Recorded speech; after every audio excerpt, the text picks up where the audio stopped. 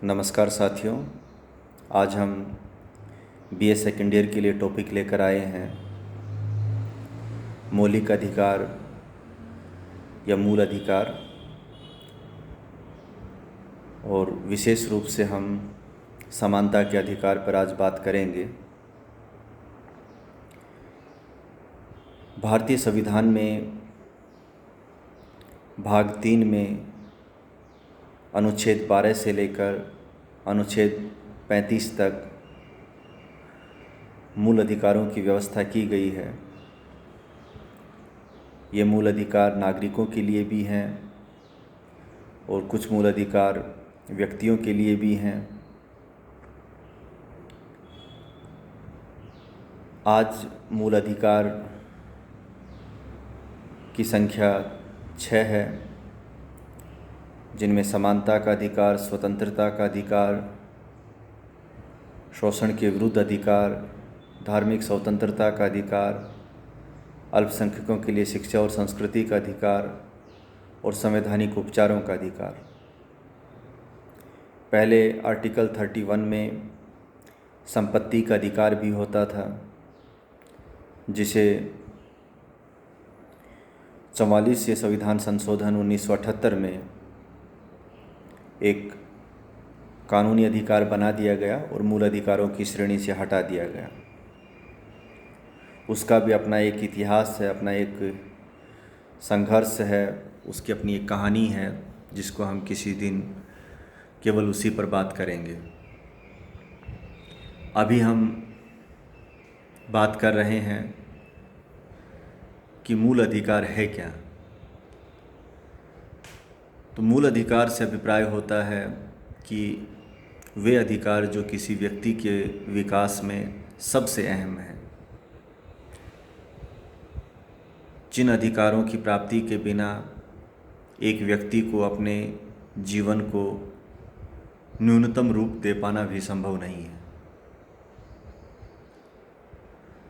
तो अधिकार इसी की गारंटी है, उन परिस्थितियों का निर्माण करते हैं, उन सब की इजाज़त देते हैं जिससे एक व्यक्ति अपने आप को एक गरिमामय जीवन दे सके, अपने जीवन की कम से कम जो न्यूनतम फैसिलिटीज़ हैं वो जुटा सके। तो मूल अधिकार को मूल इसलिए कहा जाता है क्योंकि ये व्यक्ति के विकास में आधारभूत हैं। जो कि भारत में एक लोकतांत्रिक व्यवस्था को अपनाया गया और हर लोकतांत्रिक व्यवस्था में नागरिक अधिकारों का अहम रोल होता है और पूरा एक मैकेनिज्म दिया गया है कि व्यक्ति को किस किस तरह से अधिकार मिलेंगे, उसके उल्लंघन पर उसे क्या कदम उठाने होंगे, उसे कहाँ उनका संरक्षण मिलेगा। ये सब बातें संविधान के भाग 3 में कही गई हैं। तो हम अनुच्छेदवार बात करते हैं तो सबसे पहले आता है अनुच्छेद 12। अनुच्छेद 12 और 13 कोई मूल अधिकार नहीं है, बल्कि ये उस मैकेनिज़्म को डेवलप करते हैं जहाँ से मूल अधिकारों का संरक्षण सुनिश्चित हो, उन पर होने वाले जो बाधाएं हैं, प्रकोप हैं, उनको रोका जा सके, उसी की से संबंध में आते हैं। अनुच्छेद 12 में तो राज्य की परिभाषा दी गई है। राज्य की परिभाषा यहाँ प्रांत से नहीं है कि पंजाब राज्य, हरियाणा राज्य, हालांकि ये भी उसमें शामिल हैं, लेकिन यहाँ जो अनुच्छेद 12 में राज्य की परिभाषा दी गई है उसमें प्रांतीय सरकार भी शामिल है, केंद्र सरकार भी शामिल है, स्थानीय निकाय भी शामिल हैं और भी जो नगरीय निकाय हैं वो भी शामिल हैं, और जो प्रांतीय विधानमंडल, प्रांतीय संसद, ये सब राज्य की परिभाषा में आएंगे। जब भी संविधान के भाग 3 और भाग 4 में राज्य का नाम आएगा तो हमारे दिमाग में ये संस्थाएं रहनी चाहिए, इनका कोई आदेश, इनका कोई फैसला ही राज्य का फैसला माना जाएगा। तो कुल मिला के अनुच्छेद 12 में राज्य की परिभाषा दी गई है। संविधान के अनुच्छेद 13 में उपबंध हैं, खंड हैं। सबसे पहले तो 13 का जो क्लॉज 1 है, जो इस बात पर बल देता है कि जब भारत का संविधान लागू हुआ उससे पहले जितनी भी विधियां भारत में लागू थी, चाहे वो आईपीसी, सीआरपीसी और उसके बाद भी बहुत से सामाजिक जीवन की अलग अलग कानून औपनिवेशिक काल में बने थे और वो भारत में लागू थे, तो उन सब के बारे में ये बात कही गई कि जितने भी कानून संविधान लागू होने से पहले भारत में काम कर रहे थे वो उस मात्रा तक शून्य समझे जाएंगे जहां वो संविधान के बुनियादी विचारों से बेमेल होते हैं। यानी कि वो पूरे कानून रद्द नहीं किए गए, लेकिन अगर उन कानूनों का किसी प्रावधान और भारतीय संविधान के किसी प्रावधान में टकराव होता है तो भारतीय संविधान का जो प्रावधान है उस औपनिवेशिक कानून के उस प्रावधान पर आच्छादित हो जाएगा, उसको ढक देगा, यानी कि ये मान्य होगा। इसीलिए जो 13 का आर्टिकल 13 का क्लॉज 1 है उसमें एक तरह से आच्छादन का सिद्धांत आता है। मतलब यही होता है कि वो संविधान के अंडर में आ गई हैं, सभी विधियां संविधान द्वारा वो ढक दी गई हैं। अनुच्छेद 13(2) में जो संविधान है इस बात पर बल देता है कि राज्य ऐसी कोई विधि नहीं बनाएगा जो संविधान के भाग 3 में दी गई जो शक्तियां हैं उनको सीमित करता हो।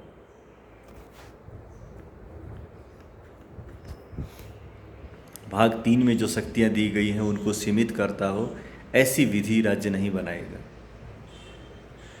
राज्य से अभिप्राय वही बात है जो हमने पहले बताई है कि संसद भी है, विधानमंडल भी हैं, केंद्र सरकार भी है, राज्य सरकारें, नगरीय निकाय और इस प्रांत पंचायती राज और भी जो बोर्ड निगम वगैरह हैं, ये सब राज्य के अंतर आते हैं। तो ये सब की ओर से ऐसा कोई आदेश, ऐसा कोई कानून नहीं बन सकता जो संविधान के भाग 3 में नागरिकों को, व्यक्तियों को जो अधिकार दिए गए हैं उनको सीमित करता हो, यानी कि इनको एक तरह से प्रोटेक्शन देता है राज्य की विधियों से। वरना तो पता चले कि संविधान लागू अगले ही साल बाद जो सरकार बनी उसने मूल अधिकारों को तोड़ मरोड़ दिया हो, क्योंकि मूल अधिकार केवल लोगों के विरुद्ध ही नहीं, राज्य के विरुद्ध हैं, और राज्य अपने विरुद्ध लोगों को शक्तियाँ ना देना पसंद करे तो कहाँ जाए। इसीलिए ये सब किया गया है। तो यहाँ से न्यायिक पुनरावलोकन की शक्ति का भी जो आधार निकलता है कि अगर संसद कोई ऐसी विधि बनाती है जो संविधान के भाग 3 को रद्द करती हो या उसमें कुछ कमी करती हो तो न्यायपालिका इस आर्टिकल को आधार बनाकर उस कानून को उस सीमा तक रद्द कर सकती है जिस सीमा तक वो इस भाग से बेमेल खाता है। तो 13(2) के अंदर राज्य की विधियों की सीमा बताई गई कि आपकी लिमिट कहाँ है, और आपकी लिमिट यही है कि आप भाग 3 में नहीं घुस सकते। फिर 13(3) है, आर्टिकल 13 का जो क्लॉज 3 है वो विधि की परिभाषा बताता है कि लॉ किसे कहेंगे। जिस तरह आर्टिकल 12 में राज्य की परिभाषा बताई है, इसमें विधि की परिभाषा बताई है कि कोई भी रूल या नियम या कोई उपनियम या कोई अध्यादेश या कोई इस तरह का कोई और जो रूढ़ि वगैरह जो विधि की बराबर की हैसियत रखती हो, वो सब 13(2) में विधि की जो बात कही गई उस विधि की परिभाषा में शामिल माने जाएंगे।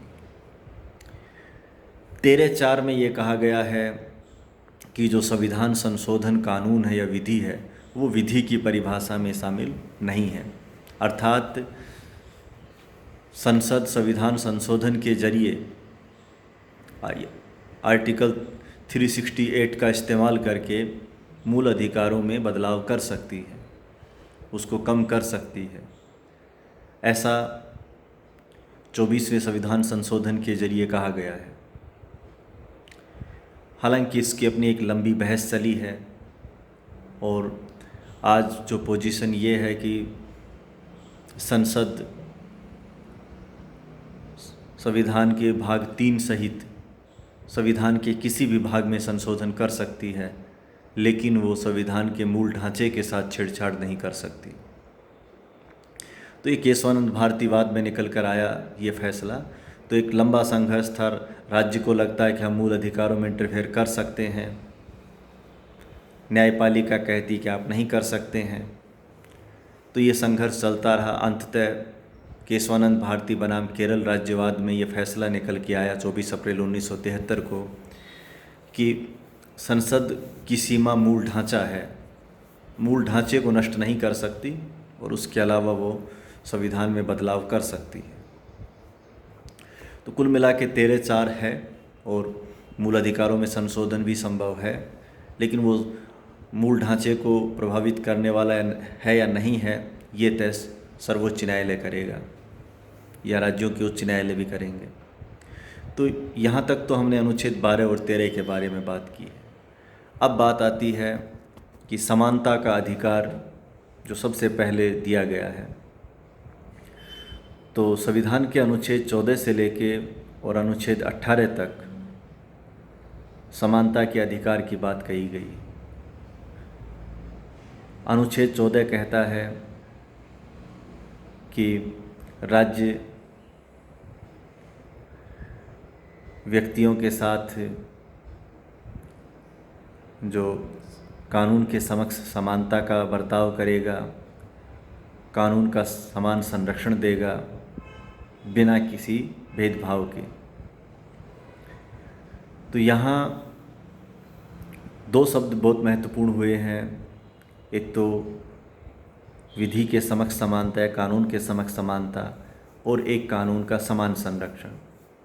तो जो विधि के समक्ष समानता है उससे अभिप्राय है कि कानून के आगे सभी लोग समान होंगे, यानी कि कानून व्यक्ति की हैसियत के हिसाब से उसे कम या ज़्यादा नहीं आंकेगा। अर्थात कोई भी व्यक्ति अगर कानून का उल्लंघन करता है तो उसको समान सज़ा मिलेगी। ऐसा नहीं है कि वो किसी उच्च जाति का है या किसी खास धर्म का है तो उसको छूट दे दी जाएगी, और अगर वो सामान्य है तो उसे संकट में डाल दिया जाएगा। ऐसा नहीं होगा। जहाँ तक कानून के समान संरक्षण की बात है तो उससे अभिप्राय है कि सभी लोग अपने अधिकारों के लिए न्यायपालिका से कानून के संरक्षण की दावेदारी कर सकते हैं, और जो कमज़ोर तबका है उसके लिए राज्य कुछ विशेष उपाय भी कर सकता है। जैसे हमने निःशुल्क विधिक सहायता का प्रावधान किया है। जिन लोगों के पास पैसे नहीं हैं और वो न्यायालय में अपना केस लड़ना चाहते हैं तो वो उनको निःशुल्क विधिक सहायता, वकील और जो और भी डॉक्यूमेंट्स वगैरह उपलब्ध कराने होंगे तो वो कराए जाएंगे। तो ये बात आर्टिकल 14 में कही गई है। अनुच्छेद 15 राज्य को ये निर्देश देता है कि वह केवल जाति, धर्म, जन्म स्थान, लिंग आदि के आधार पर नागरिकों के साथ कोई भेदभाव नहीं करेगा। लेकिन यहाँ जो महत्वपूर्ण शब्द है वो केवल है। केवल धर्म के आधार पर, केवल जाति के आधार पर, केवल जन्म स्थान के आधार पर भेदभाव नहीं किया जाएगा। जैसे आप कह सकते हैं कि महिलाओं के लिए राज्य कोई विशेष उपाय अपना रहा है। जैसे अभी बसों में महिलाओं के लिए रोडवेज में टिकट कम लगता है, पुरुष को ज़्यादा देने होते हैं, तो ये सब कर सकता है। लेकिन ऐसा नहीं है कि वो राज्य उनको केवल महिला होने के लिए ऐसा कर रहा है। महिलाओं के लिए किसी भी स्तर पर अगर विशेष उपाय अपनाए जा रहे हैं तो उसके पीछे का जो मंतव्य है वो उनका पिछड़ापन है, उनको लंबे अरसे से घर की 4 दीवारी में बनाए रखने की जो कोशिश रही है वो उसमें शामिल है। तो ये सब बातें इसमें शामिल हैं। इसलिए भले ही भेदभाव की बात नहीं कही गई है अनुच्छेद 15 में, लेकिन राज्य अगर बच्चों के लिए, महिलाओं के लिए या समाज में सामाजिक आर्थिक रूप से पिछड़े तबके के लिए कुछ उपाय अपनाता है तो वो अनुच्छेद 15 में जो समानता का अधिकार है उसका उल्लंघन नहीं माना जाएगा। और राज्य से ये भी इसमें उम्मीद की गई है कि वो जितने भी सार्वजनिक स्थल हैं, चाहे वो होटल हों, सार्वजनिक जलाशय हों और भी जितने भी सार्वजनिक स्थल हैं, उन पर बिना किसी भेदभाव के लोगों का जो आवागमन है वो बना रहे, उसकी व्यवस्था राज्य करेगा और उस पर किसी तरह का कोई भेदभाव नहीं हो। फिर अनुच्छेद जो 16 है वो जो लोक नियोजन में अर्थात नौकरियों में जो अवसर की समानता की बात करता है, अर्थात राज्य जब लोक नियोजन करेगा, नौकरियों में चयन करेगा, तब वो उनमें केवल जाति, धर्म, लिंग, जन्म स्थान आदि के आधार पर भेदभाव नहीं कर सकता। फिर बात आएगी कि यहाँ जो सामाजिक रूप से या जैसे अभी आर्थिक पिछड़ों को नौकरियों में रिजर्वेशन दिया गया या इससे पहले सामाजिक रूप से जो पिछड़े तबका था, शैक्षणिक रूप से पिछड़ा तबका था, उसको छूट दी गई है। तो भले ही ये प्रथम दृष्टया ऐसा लगता हो कि ये समानता के अधिकार के विरुद्ध है, लेकिन वही बात इसमें भी आती है कि मतलब इसमें केवल जाति, धर्म आदि के आधार पर भेदभाव नहीं किया जा सकता। तो केवल शब्द यहाँ भी जुड़ता है।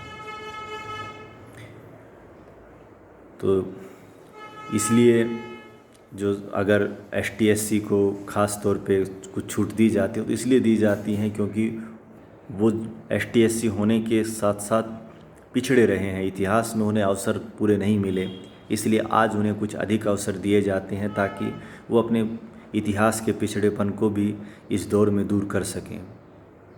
फिर आर्टिकल 17 है जिसमें अस्पृश्यता का अंत कहा गया है, अर्थात जो अनटचेबिलिटी रही है समाज में, परंपरागत समाज का एक बड़ा हिस्सा ऐसा भी था जिनके साथ लोग उठना बैठना स्वीकार नहीं करते थे, सार्वजनिक जीवन में उनकी भूमिका नगण्य थी। तो ऐसे तबके को साथ जो भेदभाव हो रहा है उसको रोकने के लिए अनुच्छेद 17 में अस्पृश्यता के अंत की बात कही गई है।